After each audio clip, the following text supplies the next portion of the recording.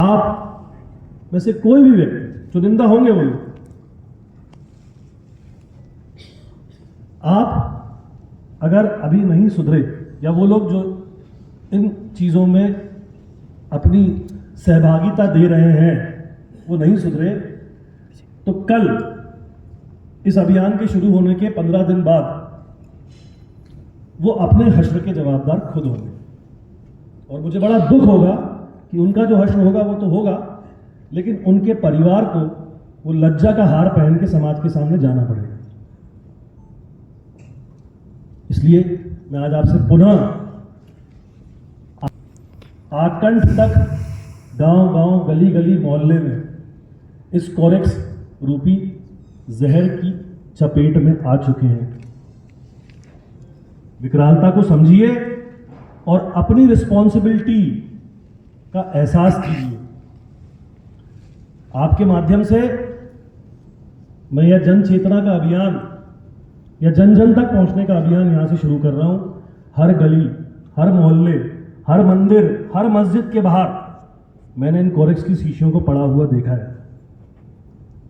यह संभव नहीं है कि बीट के आरक्षक को पता नहीं हो।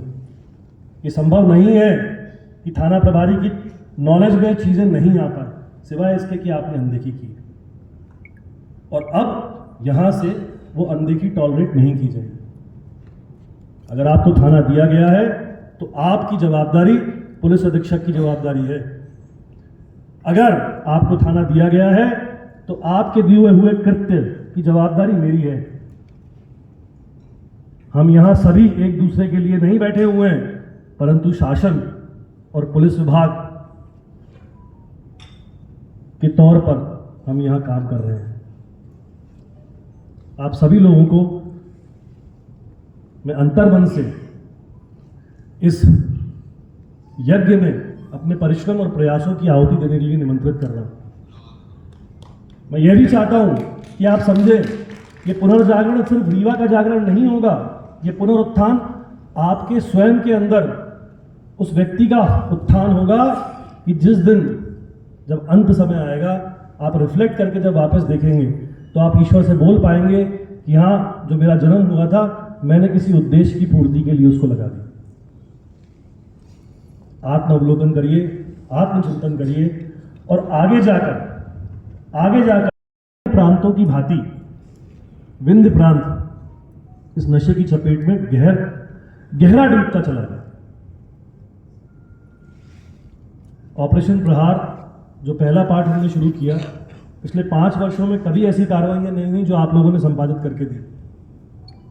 मेरी ओर से आप सभी लोग, खासकर रीवा के जो हमारे पुलिस बल के समस्त जवान यहां बैठे हुए हैं, समस्त जीओ जो यहां बैठे हुए हैं, आप सभी लोगों ने बहुत अच्छा कार्य किया। परंतु अब प्रयासों से ज्यादा इस नए महाअभियान में, इस महायज्ञ में आपके परिश्रमों की आहुतियां चाहिए हमें।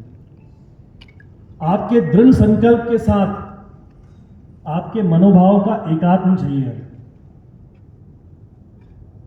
और ये तब तक सक्षम नहीं है जब तक आप ये बात नहीं समझेंगे कि आज एक समाचार पत्र में पंजाब के पूर्व डीजीपी की आत्मकथा जो उनके साथ हुआ है वो आज छपी। उनके खुद के बेटे के साथ जो घटित हुआ है वो आज छपा है, जाके पढ़िएगा उसको।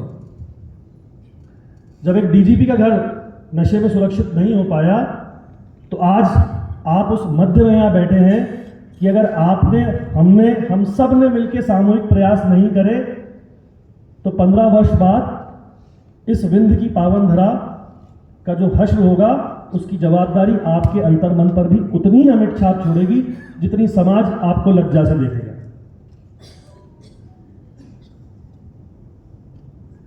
कई लोग हैं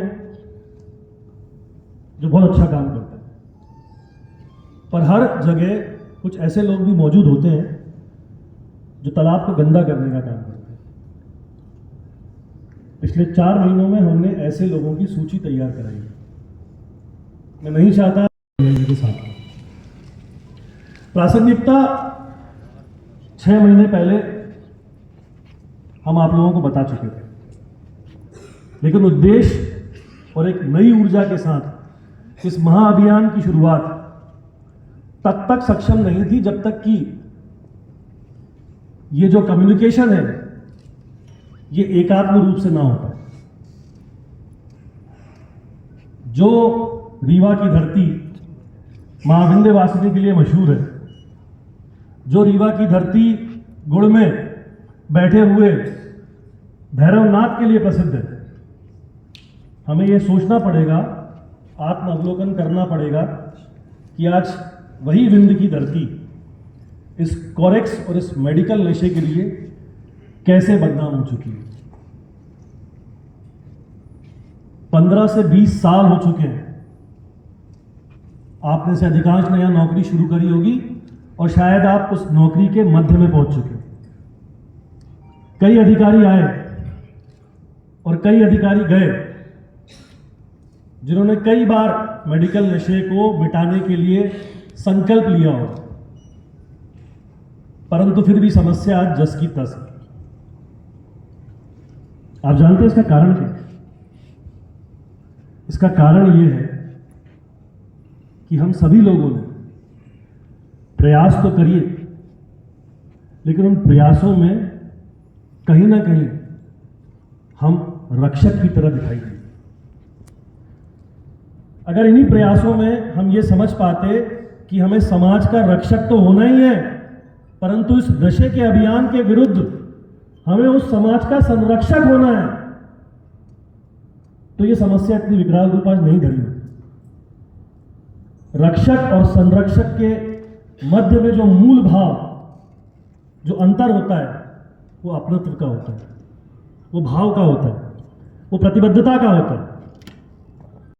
अभियान के संरक्षक बनिए, इस मेडिकल नशे के विरुद्ध संरक्षक बनिए। रक्षक से ऊपर अब आपकी भागीदारी होनी चाहिए। और अंत में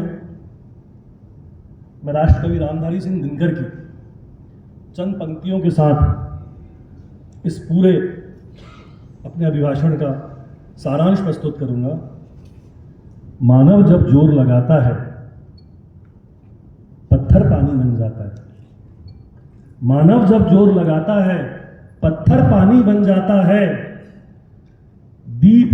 दीप्ति की आस हो जिसके मन में, दीप्ति की आस हो जिसके मन में, वह स्वयं जलता दीपक बन जाता है। मानव जब जोर लगाता है, पत्थर पानी बन जाता है। मुझे उम्मीद है कि आप सभी लोग इस नए ऑपरेशन प्रहार 2.0 में अपनी पूरी मेहनत।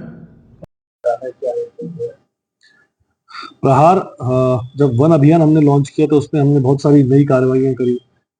पुलिस रक्षक के तौर पर तो दिखी, परंतु इस प्रहार 2 में अब हम इस जो एंटी कॉरेक्स कैंपेन शुरू करी है, उसके संरक्षक के तौर पे हम लोग अब पुलिस विभाग को अग्रसर करेंगे।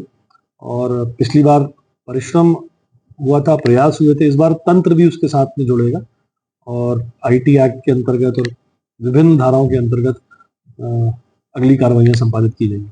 इसमें पुलिस कर्मियों को क्या हिदायत दी जा रही है जो ये नशे के संलिप्त रहते हैं, कुछ जान रहे हैं? देखिए, ऐसी एक सूची हमने तैयार करी है जो कि आशंका से भरी हुई है। ऐसे कुछ चुनिंदा पुलिसकर्मियों की जिनके कुछ कॉरेक्स के तस्करों से या कुछ इस मेडिकल नशे की बिक्री में कुछ तथ्य इन लोगों के विरुद्ध आए हैं।